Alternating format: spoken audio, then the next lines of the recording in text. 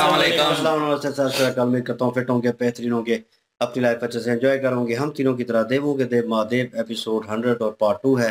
Like share subscribe कर दें। Straight चलते हैं वीडियो की तरफ। मेरा नाम है मलिक सकलानी पालू, मेरे साथ हैं Rana Mohammad Ali, Mohammad Sameer Khokhar. So guys let's start. एक बार फिर सोचिए प्रजापति, जीवित पुत्री का श्राद्ध। वो मर चुकी है मेरे लिए, और मरे हुए लोगों का ही श्राद्ध किया जाता है, तभी पिंड छूट पाता है उनसे।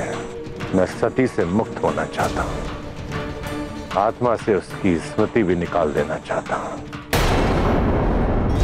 महादेव, आपने भगवान होकर मनुष्य की पुत्री से विवाह किया है। हो सकता है आपकी योग्य बनने में इससे कुछ समय लगे।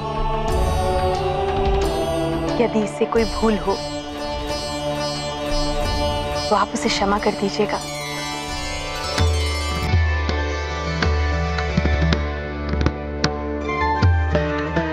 इसी विश्वास के साथ मैं अपनी पुत्री का हाथ आपके हाथ में देती हूँ।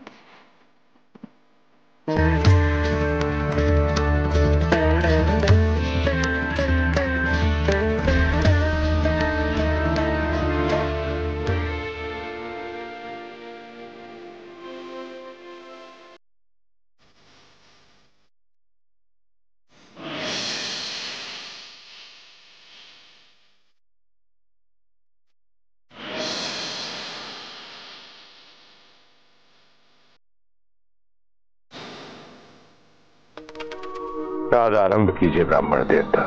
जैसी आपकी आज्ञा प्रजापति। रुक जाइए पिताजी।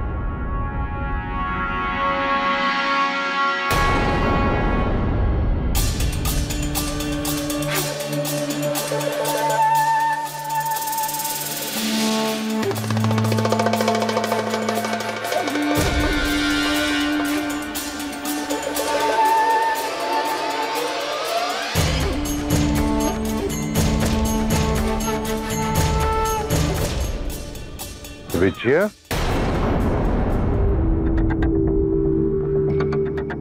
मेरी पुत्री यहाँ?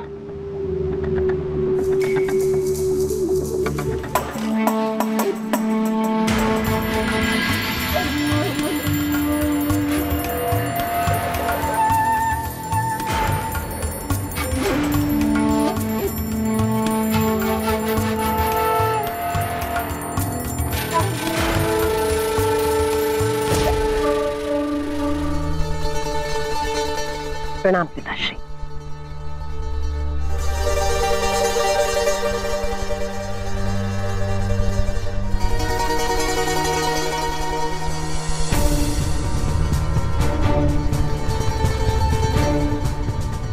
इसी को कहते हैं होनी। आपने हमें न्योता तो सती के स्वयंवर का भेजा, और आपसे भेंट हो रही है सती के श्राद्ध के समय। सब सुना हमने स्वयंवर के बारे में, कैसे शिव ने आपकी प्रतिष्ठा को धूल में मिटा दिया, कैसे आपके अपनों ने आपके हृदय को आघात की। सब जानते हैं। फिर श्राद्ध भी हो जाने दो सती का। रोक क्यों रही हो?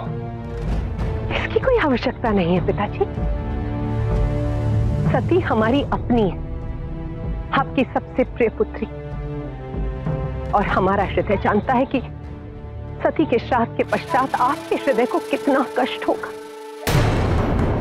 परंतु मेरे शत्रु से विवाह करने वाली पुत्री से मैं संबंध कैसे रख सकता हूं? अब संबंध समाधान बनेगा। अब संबंध आपके सबसे बड़े शत्रु की पराजय का सबसे बड़ा कारण होगा। तुम्हारा तात्पर्य क्या है? ब्राह्मण देवता, आगे। प्रणाम प्रजापति।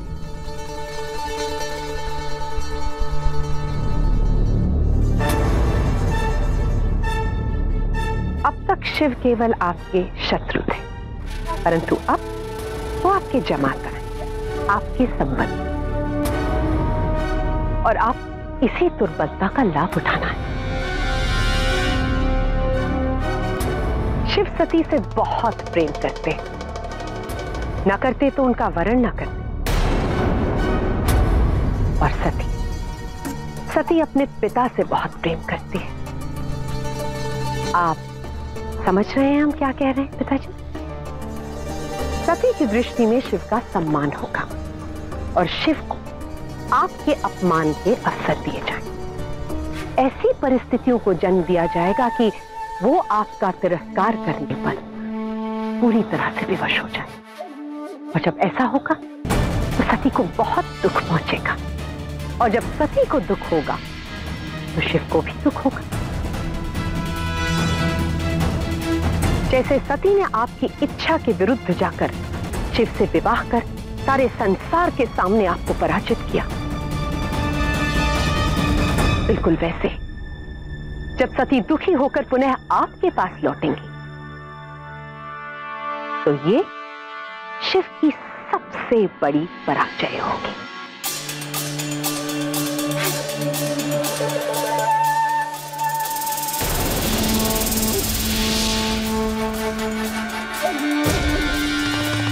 शिव की पराजय, यही तो चाहिए। शिव की पराजय।